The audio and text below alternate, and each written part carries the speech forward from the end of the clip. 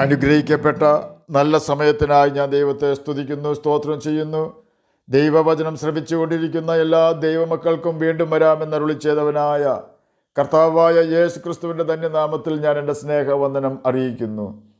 ഇന്നത്തെ അല്പസമയത്തെ ചിന്തയ്ക്കായി 50-ാം സങ്കീർത്തനം 15-ാം വാക്യം നമുക്ക് വായിക്കാം. കഷ്ടകാലത്ത് എന്നെ വിളിച്ചപേക്ഷിക്കുക, ഞാൻ നിന്നെ വിടുവിക്കുകയും നീ എന്നെ മഹത്വപ്പെടുത്തുകയും ചെയ്യും. അനുഗ്രഹിക്കപ്പെട്ട ഒരു വേദവാക്യമാണ് നാം കേട്ടത്. എല്ലാറ്റിനും ഒരു കാലമുണ്ട് എന്ന് ശലോമോൻ സഭാപ്രസംഗിയിൽ രേഖപ്പെടുത്തിയിരിക്കുന്നു. സഭാപ്രസംഗി 3-ാം അധ്യായം 4-ാം വാക്യത്തിൽ കരയുവാനൊരു കാലം, ചിരിക്കുവാനൊരു കാലം, വിലപിപ്പാനൊരു കാലം, നൃത്തം ചെയ്യുവാനൊരു കാലം എന്ന് രേഖപ്പെടുത്തിയിരിക്കുന്നു. എല്ലാ മനുഷ്യരുടെയും ജീവിതത്തിൽ പ്രതിസന്ധികളും കരച്ചിലും സന്തോഷവും കടന്നു വരാറുണ്ട്.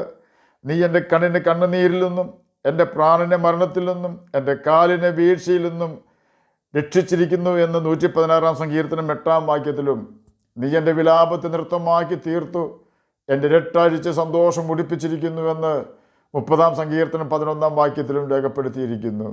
എന്നാൽ ഇയ്യോബ് പറഞ്ഞിട്ടുള്ളത്, എൻ്റെ കിന്നരനാദം വിലാപമായും എൻ്റെ കുഴലൂത്ത് കരച്ചിലായും തീർന്നിരിക്കുന്നു എന്നാണ്. ഇയ്യോബിൻ്റെ പുസ്തകം 30-ാം അധ്യായം 31-ാം വാക്യത്തിലാണ് ഇത് രേഖപ്പെടുത്തിയിരിക്കുന്നത്. ഞങ്ങളുടെ ഹൃദയ സന്തോഷം ഇല്ലാതെയായി, ഞങ്ങളുടെ നൃത്തം വിലാപമായി തീർന്നിരിക്കുന്നു എന്നാണ് വിലാപങ്ങളുടെ പുസ്തകം 5-ാം അധ്യായം 15-ാം വാക്യത്തിൽ രേഖപ്പെടുത്തിയിരിക്കുന്നത്. നാം കേട്ട വാക്യങ്ങളിൽ വിലാപങ്ങളുടെ പുസ്തകത്തിൽ രേഖപ്പെടുത്തിയിരിക്കുന്ന കാര്യങ്ങൾ യഹൂദാ രാജ്യത്തിലെ ജനങ്ങളെക്കുറിച്ചും അവരുടെ രാജാവിനെക്കുറിച്ചുമുള്ളതാണ്. യെരുശലേമിൽ ഭരിക്കുകയും ജീവിക്കുകയും ചെയ്തിരുന്ന രാജാക്കന്മാരോടും ജനങ്ങളോടും പാപത്തിനെതിരെ ദൂതറിയിക്കുവാൻ യഹോവയായ കർത്താവ് കാലാകാലങ്ങളിൽ തൻ്റെ പ്രവാചകന്മാരെ അയച്ചിരുന്നു.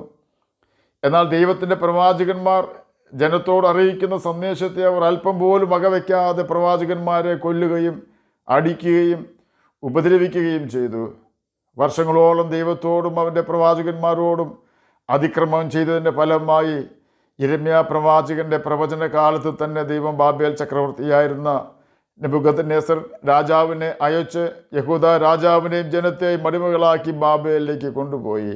ജനം അവിടെ കിടന്ന് കഷ്ടപ്പെടുന്നത് അറിഞ്ഞ യിരെമ്യാവ് ജനത്തിൻ്റെ കഷ്ടതയെക്കുറിച്ച് വിലാപങ്ങളുടെ പുസ്തകം 5-ാം അധ്യായം 15-ാം വാക്യത്തിൽ രേഖപ്പെടുത്തിയതാണ്. യഹൂദാ ജനത്തിൻ്റെ ഹൃദയ സന്തോഷം ഇല്ലാതെയായി, യഹൂദാ ജനത്തിൻ്റെ നൃത്തം വിലാപമായി തീർന്നിരിക്കുന്നു എന്നത്. യഥാർത്ഥത്തിൽ അവരുടെ ഹൃദയ സന്തോഷം മ്ലേച്ഛതയിലായിരുന്നു. പാപം ചെയ്യുന്ന കാര്യത്തിൽ യഹൂദാ രാജ്യക്കാർ, രാജാവും ജനങ്ങളും തന്നെ ഒരുപോലെ മത്സരിക്കുകയായിരുന്നു. യഹൂദാ ജനത്തിൻ്റെ നൃത്തം യഹോവയ്ക്ക് വേണ്ടി ആയിരുന്നില്ല, പിന്നെയോ ബാലിനെ രസിപ്പിക്കുന്നതിന് വേണ്ടിയായിരുന്നു. ദൈവത്തിൻ്റെ വചനമായ ബൈബിളിൽ ഏതെല്ലാം കാര്യങ്ങൾ ചെയ്യരുതെന്ന് പറഞ്ഞിട്ടുണ്ടോ അതെല്ലാം യഹൂദാ രാജ്യക്കാർ ചെയ്തു. നിങ്ങൾ പാപം ചെയ്യരുതെന്ന് പ്രവചിച്ച യിരെമ്യാവിനെ അവർ പൊട്ടക്കുഴിയിലിട്ടു. അതിൽ ചെളി മാത്രമേ ഉണ്ടായിരുന്നുള്ളൂ. അവൻ അതിൽ താഴ്ന്നു പോയി. രാജാവിനോ ജനത്തിനോ യിരെമ്യാവിനോട് അല്പം പോലും കരുണ തോന്നിയില്ല. അവൻ്റെ വാക്കുകൾ അനുസരിച്ചില്ല എന്ന് തന്നെയുമല്ല, കൂടുതൽ പാപങ്ങളിലേക്ക് അവർ കുതിച്ച് ചാടിക്കൊണ്ടിരുന്നു. ജീവനുള്ള ദൈവത്തിൻ്റെ തേജസ്സിനെ അവർ പുല്ല് തിന്നുന്ന കാളയ്ക്കും നശിച്ചു പോകുന്ന മനുഷ്യനും സമമാക്കിക്കൊണ്ട് വിഗ്രഹങ്ങളെ ഉണ്ടാക്കി സൂര്യനെ ആരാധിച്ചു. മന്ത്രവാദിയായിരുന്ന നിമ്രോദിനെ ആരാധിച്ചു. ദൈവത്തിൻ്റെ ന്യായപ്രമാണത്തെ അവർ ഉപേക്ഷിച്ച് അവർ തന്നെ തങ്ങൾക്ക് വേണ്ടി എഴുതി ഉണ്ടാക്കിയ പാരമ്പര്യത്തിൽ വിശ്വസിക്കുകയും പാപം ചെയ്ത് ദൈവത്തെ തള്ളിക്കളയുകയും ചെയ്തു. യിരെമ്യാ പ്രവചനം 8-ാം അധ്യായം 8-ാം വാക്യത്തിൻ്റെ അവസാന ഭാഗത്ത് ശാസ്ത്രിമാരുടെ കള്ളയെഴുത്തുകോൽ യഹോവയുടെ ന്യായപ്രമാണത്തെ വ്യാജമാക്കി തീർത്തു എന്ന് രേഖപ്പെടുത്തിയിരിക്കുന്നു. ബൈബിളിലെ ഉൽപ്പത്തി, പുറപ്പാട്, ലേവ്യ, സംഖ്യ, ആവർത്തന എന്നീ പുസ്തകങ്ങൾ മോശയുടെ പുസ്തകം, പഞ്ചഗ്രന്ഥങ്ങൾ, ന്യായപ്രമാണ പുസ്തകങ്ങൾ എന്നീ പേരുകളിലാണ് ബൈബിൾ പഠിപ്പിക്കുന്നത്. ഈ പുസ്തകങ്ങളെ തെറ്റായി വ്യാഖ്യാനിക്കുന്ന ഒരു പുസ്തകമായിരുന്നു യഹൂദാ മതത്തിൻ്റെ പാരമ്പര്യം എന്ന പുസ്തകം. ജനങ്ങളെ ന്യായപ്രമാണം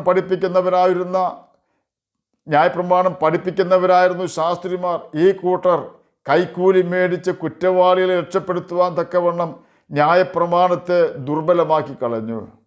അപ്രകാരം ന്യായപ്രമാണം പഠിപ്പിക്കേണ്ടവർ ദൈവത്തിൻ്റെ കൽപ്പനകൾ ദുർബലമാക്കി കളഞ്ഞതിൻ്റെ അനേകം ഉദാഹരണങ്ങൾ കർത്താവായ യേശു ക്രിസ്തു എടുത്തു കാണിക്കുകയുണ്ടായി.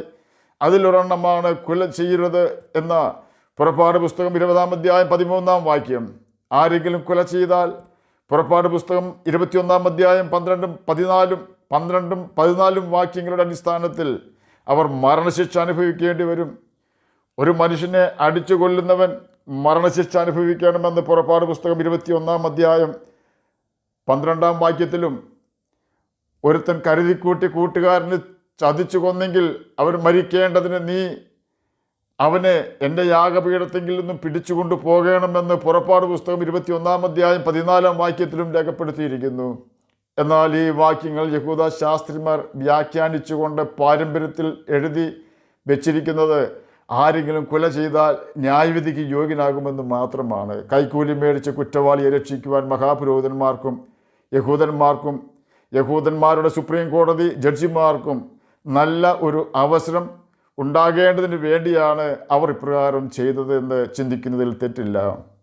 ന്യായപ്രമാണത്തെ തെറ്റായി വ്യാഖ്യാനിച്ചുകൊണ്ട് ശാസ്ത്രിമാർ എഴുതിയുണ്ടാക്കിയ ട്രഡിഷൻ അഥവാ പാരമ്പര്യത്തെ യേശു വിമർശിച്ചുകൊണ്ട് തിരുത്തുകയാണ്. ഞാനോ നിങ്ങളോട് പറയുന്നു, സഹോദരനോട് കോപിക്കുന്നവനെല്ലാം ന്യായവിധിക്ക് യോഗ്യനാകും.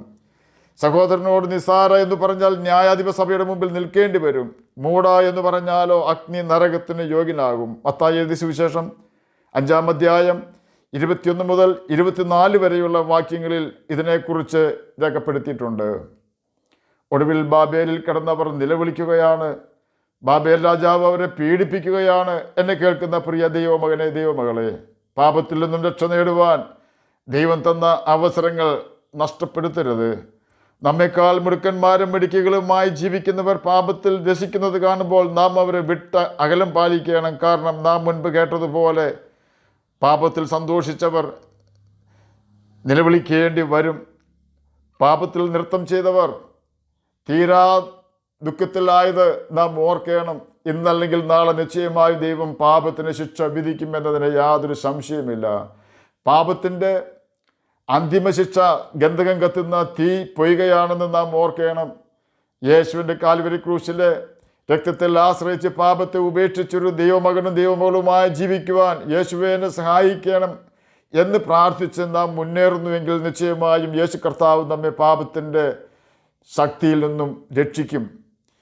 ഇനി നാം ചിന്തിക്കുവാൻ പോകുന്നത് ഇയ്യോബ് 30 അധ്യായം 31 വാക്യത്തിൽ എൻ്റെ കിന്നരനാദം വിലാപമായും എൻ്റെ കുരലൂത്ത് കരച്ചിലായും തീർന്നിരിക്കുന്നു എന്ന് ഇയ്യോബ് പറഞ്ഞ കാര്യങ്ങളെക്കുറിച്ചാണ്.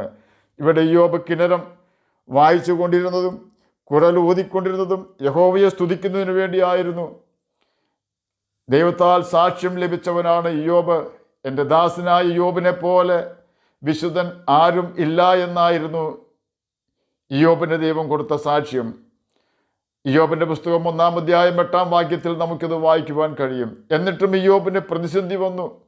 എന്തുകൊണ്ടാണെന്ന് ചോദിച്ചാൽ തൻ്റെ മകൻ വിശ്വസ്തനാണെന്ന് സാത്താൻ്റെ മുമ്പിൽ തെളിയിച്ചു കൊടുക്കുവാനായിരുന്നു ദൈവം അവൻ്റെ ജീവിതത്തിൽ കഷ്ടത അനുവദിച്ചത്.